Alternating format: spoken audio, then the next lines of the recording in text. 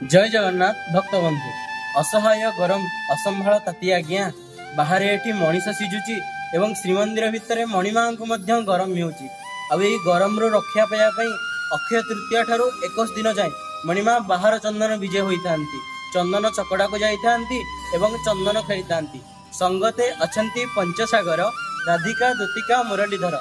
मणिमाठी राधिका दूतिका को संगरे धरी एवं पंचसागर को संगरे धरी मणिमाठी चंदन यात्रा रचि थांती।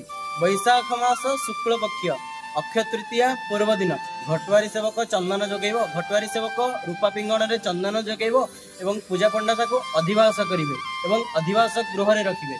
ता पर दिन घंट छता आलट काहाली सहित से चंदन मध्य श्रीमंदिर को 3 थर परिक्रमा करिवो एवं श्रीमंदिर रे मणिमा श्रीअंग को मंडन करिवो।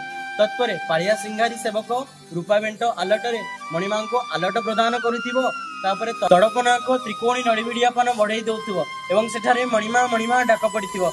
आहा जे देखिछि से दृश्य को आ जे सुनिछि से मणिमा मणिमा डाक को से कृतार्थीकृत होई जाइछि एवं मणिमांकर स्वतंत्र कृपा लाभ करिछि। आ आपण माने एई चंदन रे श्रीक्षेत्र जांतु, मणिमा को कृपा भिक्षा करंतु, मणिमा को कथा रे प्रीति रे रस रे रास रे मौज रे मजी जांतु भिजी जांतु। जय जगन्नाथ, हरि बोल।